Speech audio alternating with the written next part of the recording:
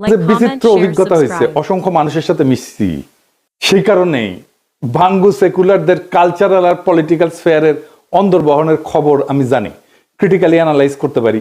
তার কারণ ওই ক্ষুদ্রকাল থেকে আমার এই ওরিয়েন্টেশনের সাথে আমি যুক্ত। এই কারণে আমি জানি ঠিক কোথায় ওদের উইক পয়েন্ট আর কোথায় তাদের শক্তির দিক।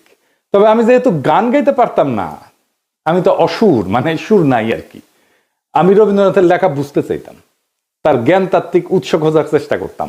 জ্ঞান তত্ত্ব মানে হইতেছে আমি যেটাকে সত্য জ্ঞান বলে মানতেছি সেটা আসতেছে কোন জায়গা থেকে।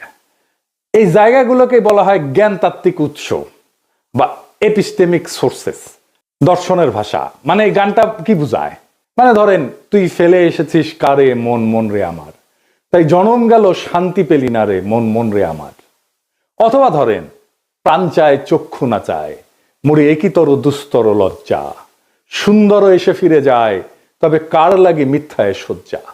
মুখে নাহি নিঃস্বরে ভাস, দহে অন্তরে নির্বাক বহ্নি, ওষ্ঠে কি নিষ্ঠুর হাস, তব মর্মে যে ক্রন্দন তন্নি। মাল্য যে দংশিছে হায়, তবে শয্যা যে কণ্টক শয্যা, মিলন সমুদ্র বেলায় চির বিচ্ছেদ জর্জর মজ্জা। আহা কি মধুর! মনে করিছেন এটা প্রেম প্রীতির গান?